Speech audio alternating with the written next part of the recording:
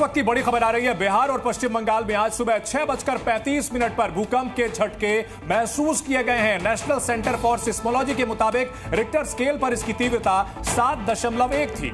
और इस भूकंप का केंद्र तिब्बत के जियांग में जमीन से 10 किलोमीटर नीचे था। भूकंप का असर नेपाल और भूटान के साथ साथ भारत के सिक्किम, बिहार और बंगाल में महसूस किया गया। फिलहाल भारत में भूकंप से किसी तरह के नुकसान की खबर नहीं मिली है। हालांकि धरती हिली जरूर है, लेकिन बहुत नुकसान नहीं हुआ है। तस्वीरें लगातार हम आपको दिखा रहे हैं। पश्चिम बंगाल, बिहार, सिक्किम और जो पूर्वोत्तर राज्य हैं, वहां पर भूकंप के झटके महसूस किए गए हैं। 4 तस्वीरें अलग अलग आपको दिखा रहे हैं किस तरह से नेपाल में भूकंप से धरती पूरी तरह से हिल गई, क्योंकि रिक्टर स्केल पर 7.1 की जो तीव्रता है वो बहुत भारी मानी जाती है, बहुत भयानक मानी जाती है। तिब्बत की तस्वीर भी आपको दिखा रहे हैं।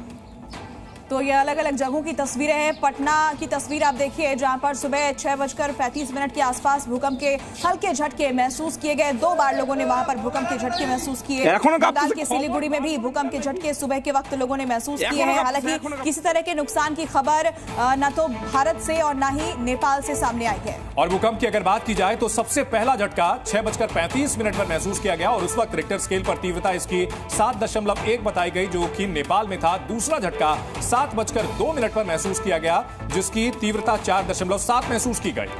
तीसरा झटका सुबह 7:07 पर महसूस किया गया।